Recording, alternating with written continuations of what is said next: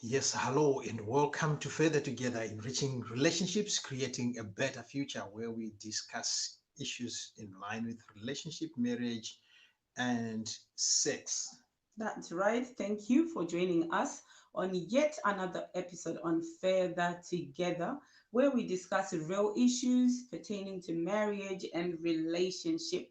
And tonight is going to be a good night.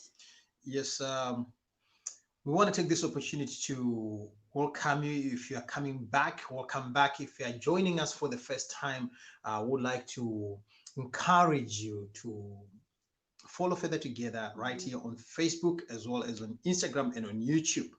The main reason why we are here as Further Together is to enrich relationships. We are living in an era where life has become so tough, it has become so hard, and marriage itself is hard work, and it can be very tough if you are ignorant. And hence, when we are coming with a topic, or we come with a guest. So be ready. Tell a friend to tell a friend that there is a platform for you which is there to help you. And for those who are getting ready to, or who are preparing to get married, we have the marriage preparation course, which is very vital. Before I started driving, I had to go through first a provisional, and I did my license, my test. After I have passed, I was then given the driving license. But it was different with marriage. I just went to say, you know what, I love this woman. And they said to me, take her. We're giving you the certificate. Then I started learning how to maneuver whilst we're living together. Absolutely. And one thing that I like about marriage, the learning never stops. We keep learning, we keep evolving. Why? Because we keep changing. I'm not who I was 10 years back. I'm never going to be who I am now. Change is good and we keep changing. And so we have to constantly keep educating ourselves, keep learning our spouse, keep discovering who is my spouse becoming. Yep. In the here and in the now. That's true. Can I say good evening to those who have just joined us? Mr. Madzigatire, good evening. First in line. Yeah, it's good to see you. We were having kind of a chat in the afternoon. I saw you making your comments and Further Together page. That's great. Bernadette Mek, all the way from South Africa. Thank you so much for joining us. Chana Chazirongwa.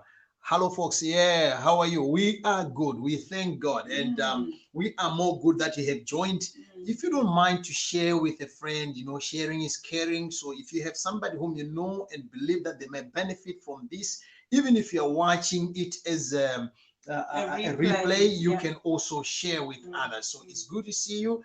Thank you so much for joining us. And tonight we are discussing a very vital topic. It's tonight we're talking about sex, baby. Sex.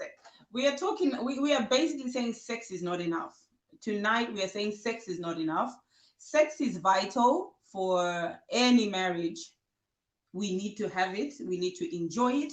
We need to be satisfied in it. But it is not enough, and that's what we are here to discuss. If you neglect that area in your marriage, then that marriage is doomed to head for divorce. That is for sure. And it can open up the doorway to all sorts of temptations, infidelity issues when neglected. And that's why we are here. And we are saying that, sex is not enough. It is good. It should be done. It must be done in the confinement of a marriage. It has to be done. It has to be done. But it's not enough. Mamos, how are you, Samantha? It's good to see you. And you know what? Having worked with a number of couples for a number of years, though part of the time we were not on Facebook, we have discovered that sometimes people, they look at sex as their only thing. Yes, sex is their thing, but it's not their only thing. Yeah. Hence, we have come tonight to say, you know what? With our experience, backed with the vast experience of other people, other books that we have read, other material that we have come across with, mentorship we have received, we have discovered that sex alone cannot make a marriage to stand. It's not the glue that holds your marriage together. No, it's not. And to those, if you're watching and you are not married yet, this story is not new to those who, if you are not married yet, especially for girls, you hear them saying, after giving him sex, everything. after giving him all, he left and he went to marry somebody else. Yep. And I can't believe him. He's such he's such a cruel guy. How can I give him sex all the time? Then when he wanted to marry, he went to marry someone else. And the thing is, really, when they're saying after giving him all, they would have tried all their best. They would have tried different sex positions, give him everything in the world. In terms of sex. Yes, that they think will be the glue that will keep a man. Like they will use sex to hook up a man. And then at the end of the day, they realize that, the man still went anyway. Yes. So if ever there's anything that we want to start with tonight is for you to understand that you need to build yourself beyond being a sex object. Build yourself beyond being a sex object. So when you're seeing yourself, don't objectify yourself to say, you know what, I'm only married to give him sex. So if I give him sex, then he's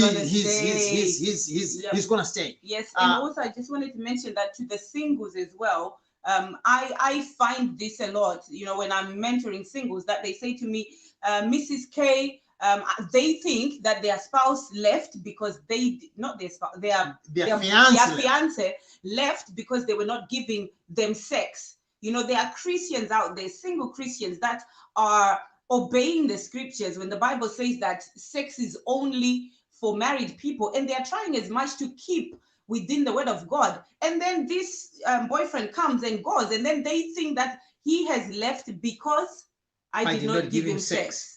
And yet there's another group who are crying. They feel violated. They feel abused that I gave him sex. I did all he needed in terms of sex. And still he went to marry someone else. Yes, Pelagia, good evening. Good evening. It's good to see you. Yes, Liba Maposa from Joburg. Hello, South Africa. Lovely to see you. Mary Mutendevre, thank you for joining. Sis Shami, thank you for joining. Yes, so we one of the stories that stick out most for me is of a man. We've got a friend now. She's a divorcee. We knew the wife, and later on we knew the husband. So we became couple friends. And I remember one of the evenings we went there and we were talking, and the wife was talking to Priscilla when they were having, girls, they're having a girl chat, and we were having our men, men, we don't talk much. Yes. So the wife says, this man doesn't understand me that much, and it pains me that we do not have things that make us come together, but all he thinks of is he stays in the sitting room for a little longer. Then when it's 9 o'clock, all the kids, they have slept, he comes into the sitting room, into the bedroom, and he starts boko, boko, boko, boko, boko. All that. I'm fed up of this. Yes. I feel like I'm being treated like a prostitute, a sex object, because there is nothing that we are, we have in common apart from him watching his porn downstairs, and when he's done, when he's got all the energy, he comes with all his energy, and he wants to show me that he's macho. Then he goes for 30-45 minutes, and when he's done, to him, his medication, he sleeps, and the wife is, bleeding, and he's saying, look at him, we don't have things that married people, that affection that married people should have. I'm only being used here. And as you are speaking right now, they are no longer together because the man didn't want to change. He had this mentality that I want to be the sex macho. I want to show her. I want to give it to her. And indeed, she did confirm that, sex was happening. Like, the guy was good. She did say that the guy was good in bed. And whenever he's got the energy, he would give it to him. So, but at the end of the day, sex was not enough. This woman felt violated. She felt that there were certain needs that were not being met. So hence we are bringing this topic, just to say that sex is not enough. Let's look past, let's look beyond sex. Let's look beyond making our spouses sexual objects. And I hope you see my hands that anytime we are using sex and we are neglecting other things within marriage, we do not connect. We are just like this. The one is on top of the other. Just, you know, normally what we do when you're having sex, we don't have any link that is attaching us. So if one is on top of the other and we are missing each other, if anything comes in between, then we are easily separated. We have missed the mark. So we are here tonight to say, you know what? Women, we know that as well. I've given an issue about men, but women do the same thing. We were speaking to a young lady, and my wife was saying to this young lady, you know what? Treat your husband well. Have time. Sit down. Hear his concern. And she used a Shona proverb. I'll try to interpret it. And she said, so it means he cannot go anywhere. He's right inside his blood. So he cannot breathe. He cannot live without me. As we're speaking right now, gone.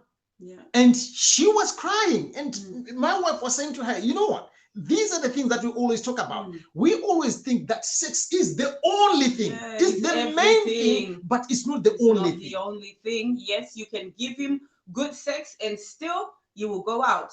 And the reason why is well, sex is not the only thing. A lot of people can, you know, that are not be obeying the biblical principles, they can go and have it anyway. They can go outside and have it anyway. So we need to look past the sex, you know, just looking at sex as this is the thing in marriage.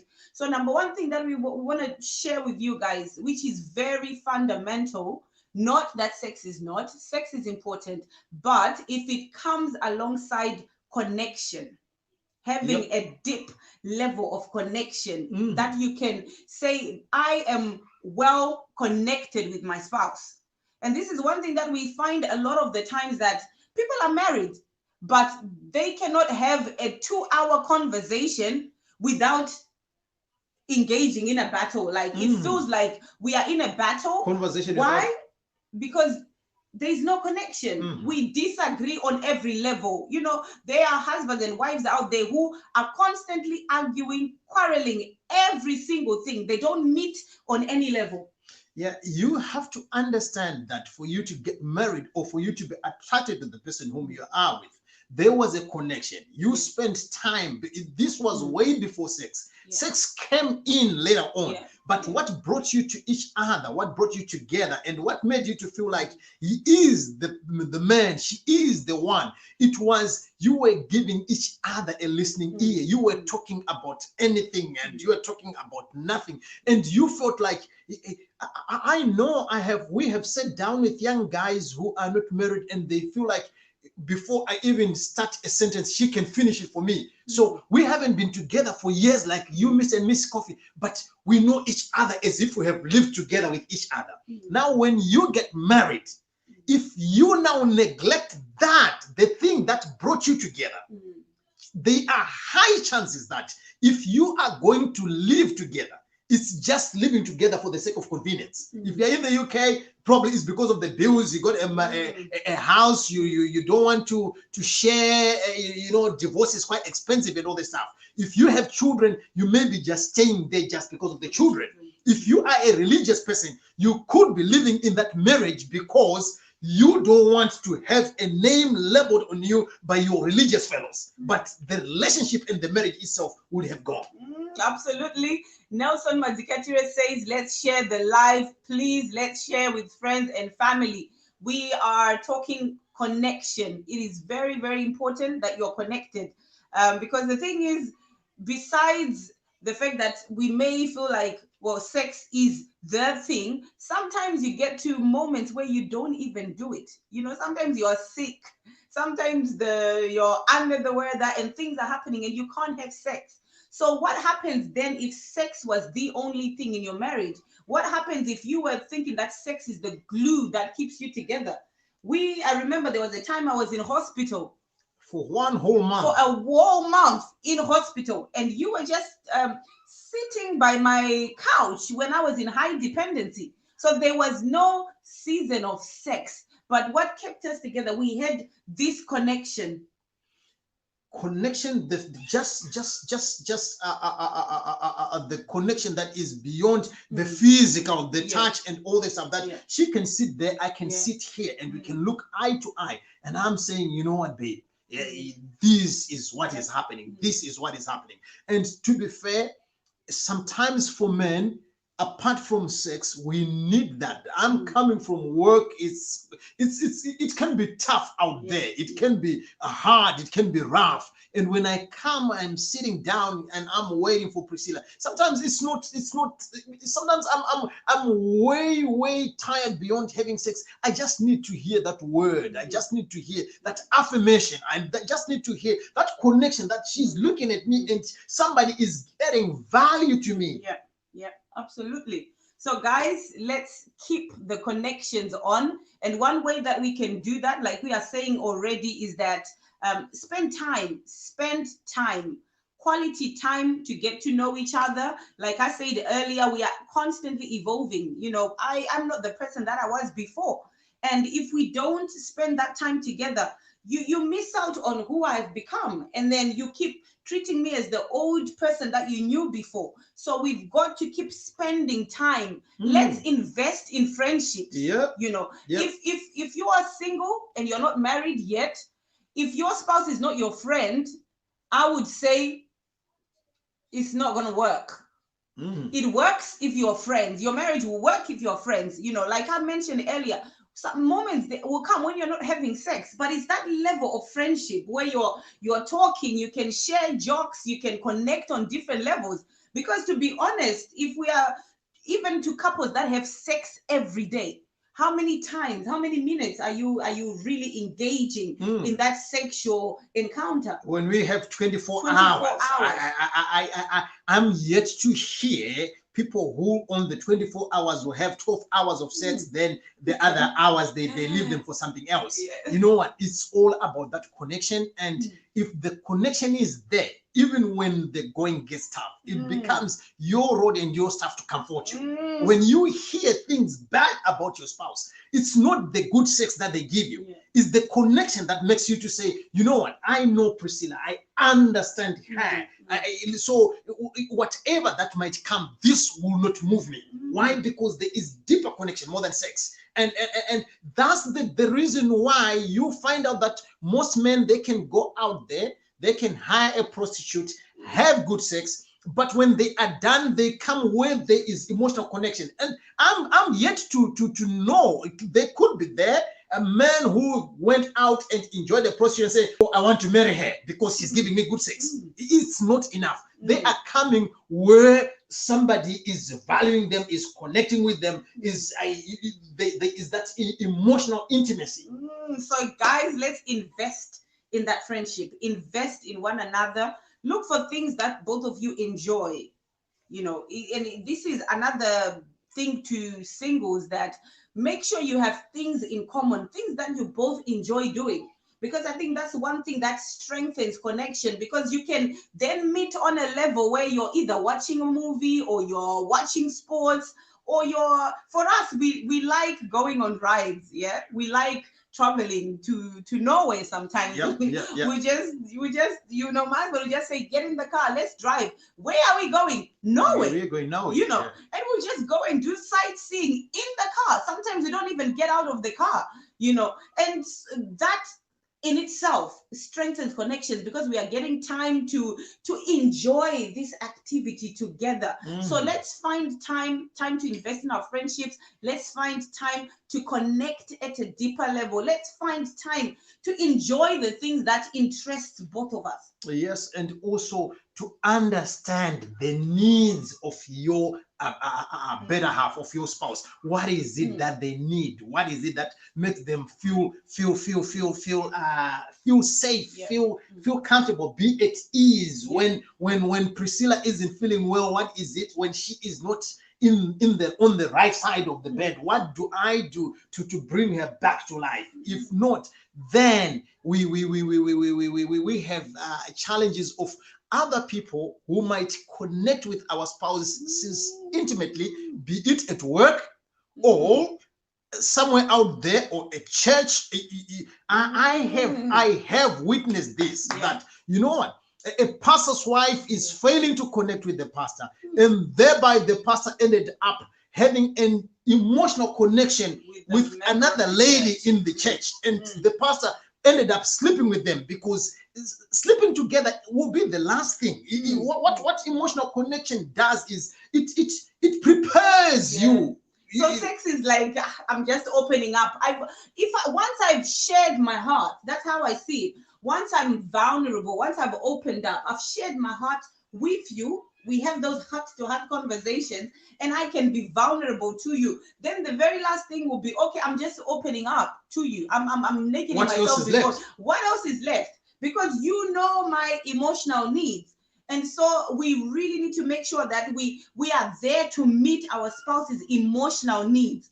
And you know, I think you mentioned earlier of a relationship, a marriage where people went separate ways. Why? Because the wife's need for support was not being met.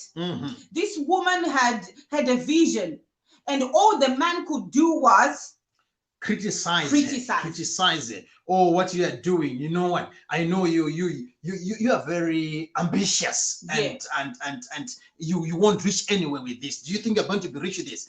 Go and look, she was you know, building her own business. So, oh, you think you're building an empire? Go and look for a job at Tesco. At least it will work. Tesco is just like, go and look for a job at Pick and Pay, a supermarket. Just go and stack shelves, because what you're doing here, you won't do anything. You won't do this. I remember we went there, and she had just bought a new phone, and she was celebrating. Said, Priscilla, oh Priscilla, look, I just bought my new phone, and the wife and the husband started laughing. And I said, what's wrong, man? He said, is this what you call? What you call a phone? So you are going there and you're celebrating just because of this thing. So she didn't have that support, and that only it demoralized it. It killed it. Yes, before we carry on, let's just read the comment from Daniel Tafazo Gary. It says, emotional affairs are easy to get into, but dangerous. Absolutely. Very, very dangerous. Entanglement. Yes, and it's very true. Entanglement. They are very easy to get into. Be watchful at work, most especially at work. If you're young students at universities, at church now. It is very, very easy. Churches are quite scary these days. Emotional affairs, and very dangerous. We should be there for our spouses and know them on every deep emotional level. Absolutely. You know, we are mentioning just rightly that sometimes you're not getting that emotional support. You're not just getting support from your spouse. Sometimes you have things that you're passionate about, and yet your spouse is not cheering you on. They're not just telling you, wow, babe, keep on going. You know, it is easy. We need to be very careful. It is easy to look at the man outside and be cheering him on, you know, looking at your papa or your pastor, your man of God, and you're cheering his vision on like, well done, man of God, you're doing well, and yet neglect that of your spouse. Of your spouse, yeah. And I've heard there's an argument from women. Women, hear me. I've heard women saying, why will I celebrate him when there is nothing good that he's doing? And one of the questions which I always ask is, does he bath? Does he bath? So why can't you just look at him one of the days he's coming from the shower and say, you know what, babe? Oh, you're looking good. You're smelling fresh. You're coming from the shower. Because taking into consideration that there are men who can spend a week without taking a bath. So just bathing is celebrating for that. Is he coming back home? Yes. If he comes back home, celebrating for coming home. Because there are many men out there, the male gender, who left their homes and they never went back home. So for him to come back home, there's something for you to celebrate. There should be a connection there. There should be something. There's a starting area there for you to start to cheer him up, to say, oh, you know what, welcome, babe. You know what, I value the fact that you finished work and you intentionally came home to see me.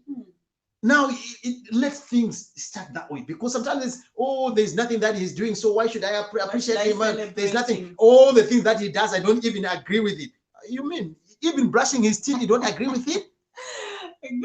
Guys, this is so true. Yes, some guys are saying true. It's so true. Yes, let's show each other that level of support. This is a two-way thing. We are finding husbands who are not supporting their wives. If their wife gets a better job than them, it is a nightmare in the house. They feel threatened, and then they start telling the wife, oh, now because you've got a new job, now you think you're the father of the house, you think you're the man of the house.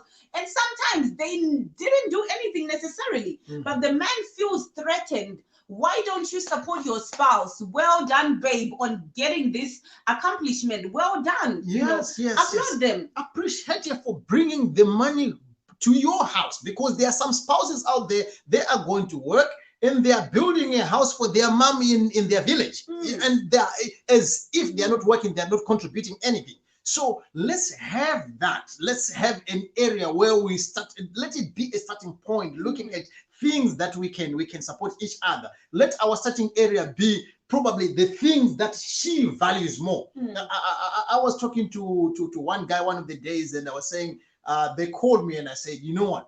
I'll call you. Let me reply. Let me call you back later. I'm not good at multitasking. If ever there's anything that God have not given me, is the spirit of multitasking. So I can't speak on the phone whilst I'm doing other things. It really annoys me.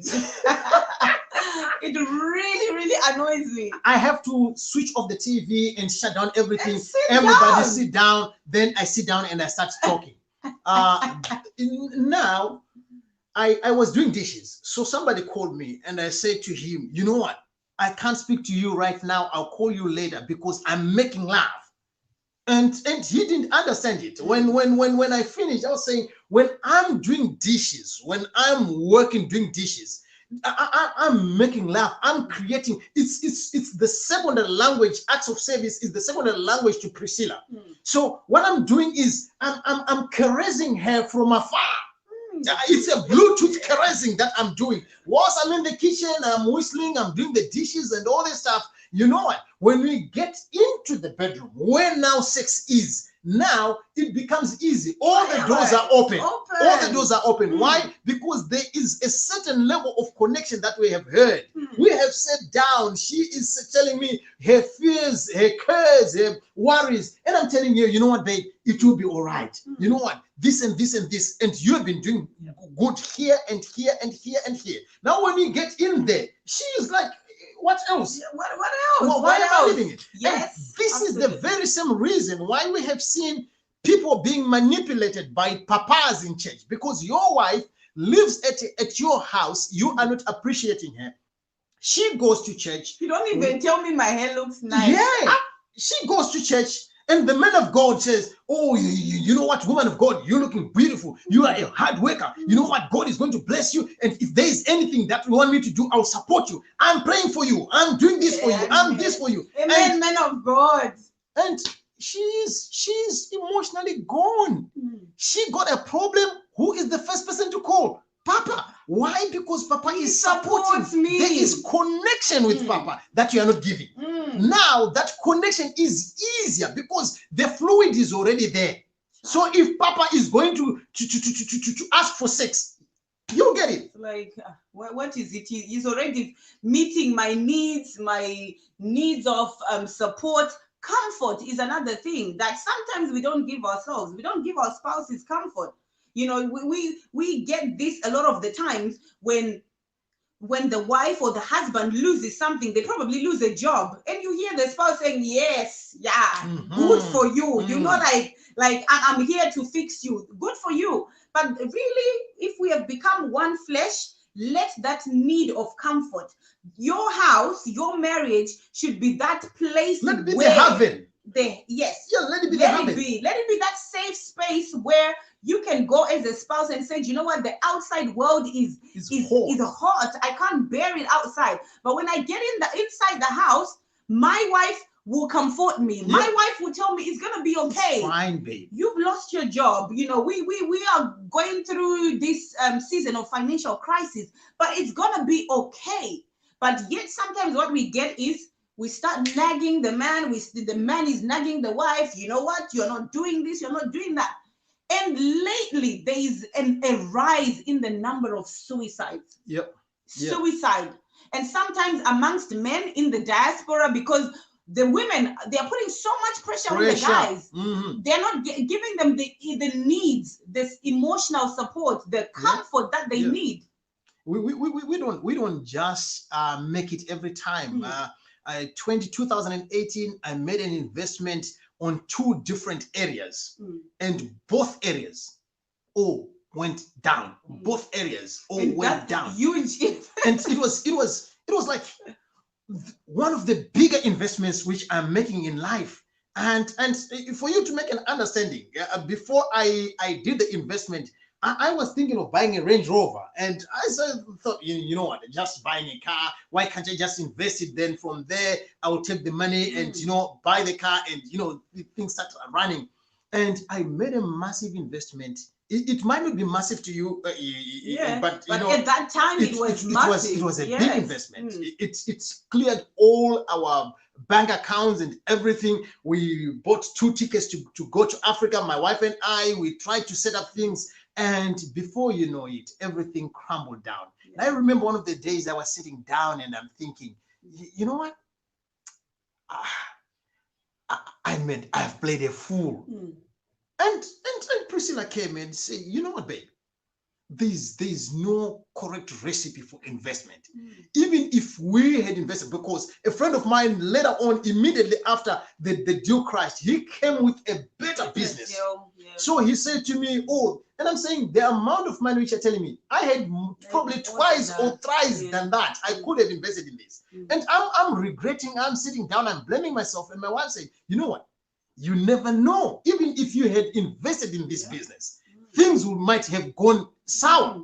And tell you what, 2020, COVID came. Some of the people who have invested in the same business that I was regretting, I wish I had gone into, boom, they've been wiped out. But I'm still there. Why? Because she supported me. She comforted me. She was there for me. She was my road and my stuff. I'm driving and tears are coming down and I'm feeling the pressure. But I feel like, you know what? There's a fun back home. Let me go home where I get the comfort, where I get the cooling, where I get, rubbed and I'm given the words of encouragement. Then immediately after that, boom, I'm also given sex. And now when it comes after, it just feels so good. When everything else is right, when the atmosphere is right, sex is amazing.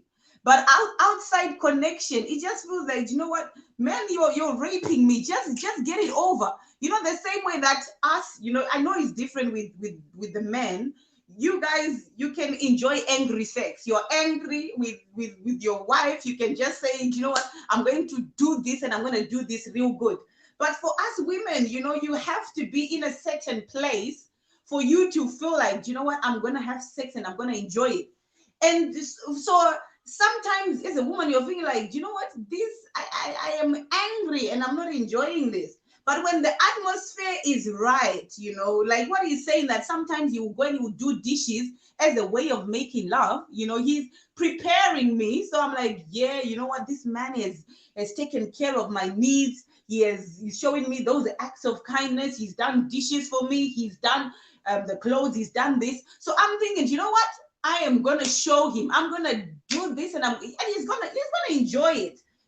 So those areas will be so enjoyable when connection is done. When we are rightly connected, those areas will be good.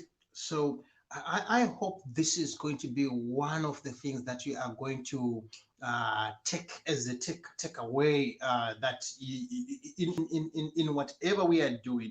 I know that he wants sex. I know that she wants sex. But if sex becomes their only meal, then even if you are cooking rice, you need a bit of oil, you need a bit of salt, you need a bit of that to make it taste nice. And you also need fire, because without fire or without the cooker, then the rice becomes you can't do anything with it. And that's what it says. It's good, it's a good meal, but it has to be having certain components to add to it to make it become delicious. Absolutely. So guys, what we are basically saying right here, you say know what you will after Bamlik when you do the dishes. Now I know what you will. Yes, after the dishes he's in for a good treat. Why? Because he's taking care of my needs. By the way, I don't do dishes. I make love. When I'm doing dishes, I don't consider it as doing dishes. I'm making love. There are certain things that I'm doing because I'm knowing that I'm speaking to Priscilla. I'm there, but I'm speaking to her. I'm doing that. I don't. There are certain gifts that I'm not buying gifts. I'm just making love, because what they mean to her is when I go home, every door will be opened. You know what, you're doing good and it's working. Absolutely, why not? If it's going to give you peace in your house, and if it's going to give you good sex, then why not do it? Why not invest in doing the things that makes it all worth it? So the point that we are bringing or driving home tonight is that strengthen that connection. Strengthen the connection between you and your spouse. If you have been falling out, if you've been growing apart, it's time to get back to each other. Like, start investing in your friendship the very same way you were investing when you first met. Start getting to get to know your spouse. What is working right now? I was sharing this on another platform, and I was saying that, you know what, time and time again we have these connecting questions where we ask ourselves, what is working now? Like, what are you enjoying now? And if that connection is not there, I can't really ask you, like, keep on living with the old person. I can't ask you what's enjoyable in our bedroom right now. Why? Because we are not connected to that level. It's all routine, or it's a ritual. He wants it, so I give it to him. She wants it, so I give it to him. But we want it even more enjoyable. So let's strengthen the connection by nurturing one another, making sure that those emotional needs are met. Support your spouse, comfort your spouse, cheer your spouse on. Tell them, baby, you're doing very well. So if ever there's any homework that we are giving you right now, is when you go, when you sit down, or when you're sitting down throughout the week, sit down and find areas of connection. Find yourselves. Where are you? Are we on the same page? Yes, we can be on the same bed, but the other one is there and the other one is there. So we can be having sex whilst your mind is out there. Your mind, your body is with me, but your mind is on the other side. So let's be there together. Let's find time to connect. If you do not know, or if you do not have the connecting questions, give us a direct message, send us a message, give us a telephone call. We'll definitely forward them to you. And may I also this week say one of the books that is quite important and very vital, which I know we have spoken about it. It's a book by Gary Chapman, The 5 Love Languages. It touches all, and it helps us to get into connection. Guys, invest in your marriage, invest in one another, invest in your friendship, and it can only get better. What more shall we say apart from saying thank you so much for giving us your precious possession, which is your time. Pastor Zata, it's good to see you. Pastor Zata will be one of our guests this month. So, a powerful testimony is coming. Mr. Madzigachire, thank you so much for your support. Mary Tasa, thank you very much to the big brother.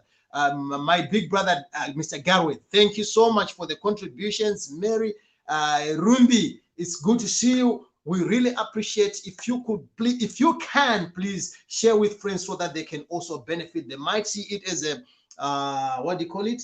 As a replay, but they will benefit from it. Chana Chazirongwa, you are quite amazing, man. Now we love you from the bottom of our hearts. God bless you till we meet again. Bye for now. Stay connected. God bless you. Where are you going?